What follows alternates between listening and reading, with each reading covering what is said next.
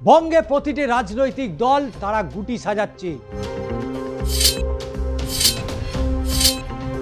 Final match অবশ্যই তার result বেরোবে 4 মে। 23 এবং 29 এপ্রিল রাজ্যে 294 আসনের নির্বাচন, কিন্তু এদিকে 36,000 নাম বাদ। মতুয়াগড় উদ্ধারে বাড়ি বাড়ি ঘুরছেন তৃণমূলের তরুণ তুর্কি ঋতুপর্ণা। এসআইআর এলাকায় বহু মানুষের নাম বাদ। অন্যদিকে মানুষের দাবি পূরণ না হওয়া তৃণমূলের তরুণ তুর্কি ঋতুপর্ণা বাজিমাত করতে পারবেন নাকি সংগঠন এবং ধর্মীয় মেরুকরণের জেরে ভোটাররা ফের স্বপনের ওপরেই আস্থা রাখবেন?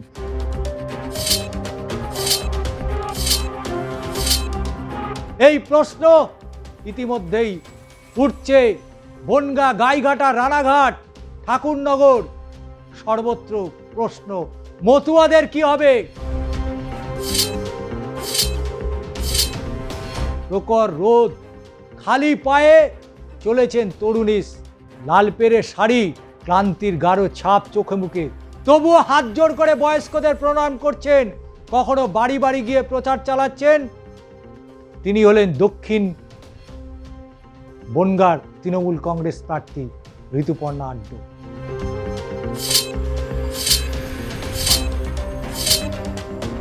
বয়স 26, বনগাঁ পুরসভায় কংগ্রেসের টিকিটে জয়লাভ করলেও তৃণমূলের হয়ে এটাই তার প্রথম বিধানসভা ভোট। তাই লড়াই তার কাছে। রাজনীতিতে পরিবারের ধারাই বহন করছে কল্যাণীর কৃষি বিশ্ববিদ্যালয়ের প্রাক্তনী ঋতুপর্ণা। তার বাবা শঙ্কর আড্ড কিছুদিন আগেই পুরনিয়োগ দুর্নীতিতে জেল খেটেছেন। মা জ্যোৎস্না আড্ড দুজনেই বনগাঁ পুরসভার প্রাক্তন পুরপ্রধান। বাবা মাকে রেখে ঋতুপর্ণা কর্মীদের নিয়ে প্রচার করছেন। তার বাড়ি বনগাঁ পুরসভার শিমুলতলা এলাকায়। সে কারণে বনগাঁ দক্ষিণ বিধানসভায় বিজেপির পক্ষ থেকে ঋতুপর্ণা আড্ডকে বহিরাগত বলে দাবি করে জোর প্রচার চালাচ্ছেন। কিন্তু তৃণমূলের অন্দরেও ক্ষোভ রয়েছে স্থানীয়দের কাউকে প্রার্থী না করায়। তবে ঋতুপর্ণা তার প্রচার কৌশল দেখে অনেকেই মনে করছেন এটাই তৃণমূলের মাস্টার স্ট্রোক। এটার নাম মমতা বন্দ্যোপাধ্যায়, তাই এই মাস্টার স্ট্রোক। তৃণমূল কর্মীদের কথায় কোনো বাদ বিচার করছে না ঋতুপর্ণা। কোনো জায়গায় যেখানে সেখানে যখন তখন তিনি ঢুকে পড়ছেন, কথা বলছেন সাধারণ মানুষের কাছে, ভোট চাইছেন, বাড়ির মেয়ে হিসেবে পাশে থাকার আশ্বাসও দিচ্ছেন তিনি। ঋতুপর্ণার প্রচার কৌশল দেখে তৃণমূল নেতারা আশায় বুক বাঁধতে শুরু করেছে বনগাঁ দক্ষিণে। কিন্তু অন্যান্য রাজনৈতিক দল তারা কি নজর রাখছে? কারণ বনগাঁ দক্ষিণের তৃণমূল প্রার্থী তিনি 1 ইঞ্চি জমি ছাড়তে চাইছেন না। বনগাঁ দক্ষিণ কেন্দ্রে 2021-এর বিজেপির স্বপন মজুমদার মাত্র 2004 ভোটে ব্যবধানে জয়লাভ করেছিলেন। সেই ব্যবধান গত লোকসভার ভোটে প্রায় 18,000। এবার স্বপনবাবুই বিজেপির প্রার্থী। গত বিধানসভার ভোট এবং লোকসভা ভোটের নিরিখে বনগাঁ দক্ষিণ বিধানসভা কেন্দ্রটি বিজেপির ঘাঁটি হিসাবে পরিচিত। এদিকে সিপিএম প্রার্থী কৃষি দপ্তরের অবসরপ্রাপ্ত কর্মী আশিস সরকার, তিনিও সকাল থেকে রাত পর্যন্ত প্রচার করছেন। 2011 সালের পর কর্মীদের অনেকেই তৃণমূল বা বিজেপিতে যোগদান করেছেন। তারা সাংগঠনিকভাবে এখন অনেকটাই দুর্বল। তবে তিনি মনে করছেন এবার যত বেশি সম্ভব সিপিএমের ভোট আমরা বাড়াবই। কারণ 2021-এর নির্বাচনে আমাদের প্রার্থী 10,000 ভোট পেয়েছিল। কংগ্রেস প্রার্থী কিশোর বিশ্বাসও এবার ভোট বাড়ানোর জন্য লড়ে চলেছেন। কিন্তু সেই লড়াই কতটা? লড়াই কি তাহলে তৃণমূল বনাম বিজেপি? কারণ বনগাঁ বিধানসভা কেন্দ্রে 2021-এর যে ফলাফল, সেই ফলাফল কিন্তু 2004। আর এসআইআরে যে বাদ গেছে তাতেও স্বপনবাবুর মাথায় কপালে চিন্তার ভাঁজ ফেলেছে। যতই লোকসভা কেন্দ্রে 18,000-এ তারা এগিয়ে থাকুক না কেন, এসআইআরে বাদ পড়েছে, সেটা কোথায় যাবে? কারণ 2021 সালে বনগাঁ আসনটি ভেঙে বনগাঁ উত্তর বনগাঁ দক্ষিণ কেন্দ্র হয়। 2011 থেকে 2016 সালে বনগাঁ দক্ষিণ থেকে জয়ী হয়েছিলেন তৃণমূলের সুরজিৎ বিশ্বাস। তবে গত কয়েক বছর এলাকায় বিজেপির প্রভাব বাড়বাড়ন্ত অনেকটাই বেড়েছে।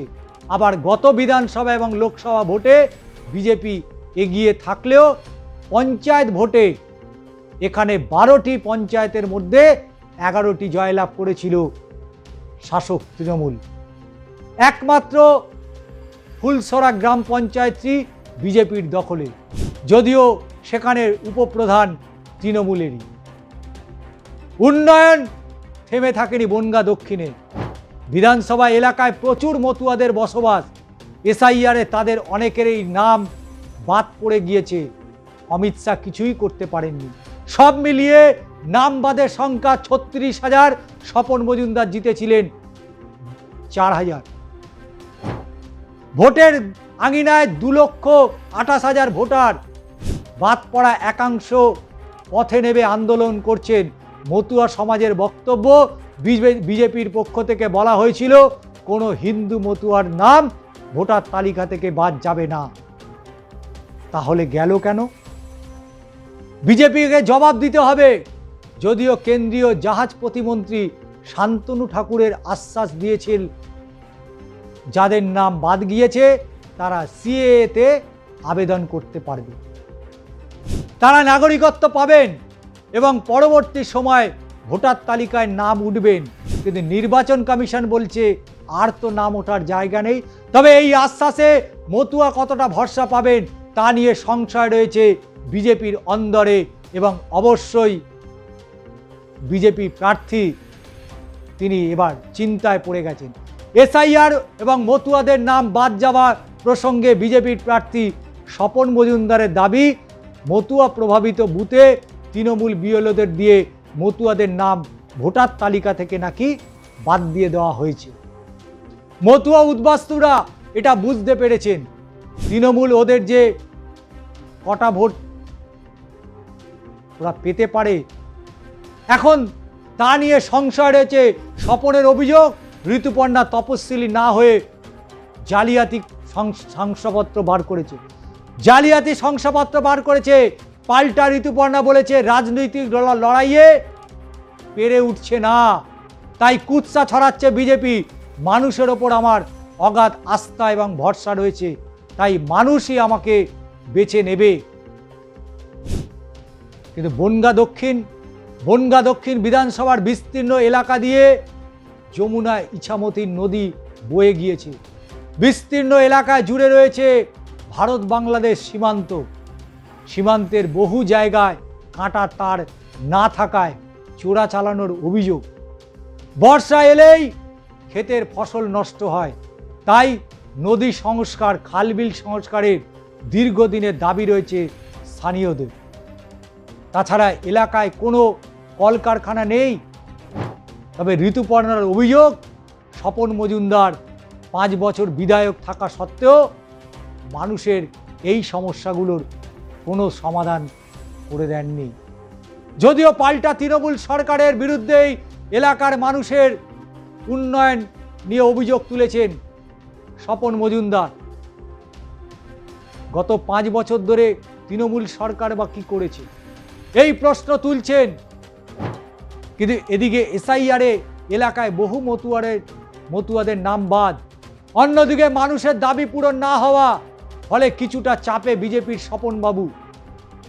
এখন তৃণমূলের তরুণ তুর্কি ঋতুপর্ণা বাজিমাত কি করতে পারবেন? ধর্মীয় মেরুকরণের জেরে ভোটাররা ফের স্বপনের উপরেই কি আস্থা রাখবেন, সেটাই এখন দেখার।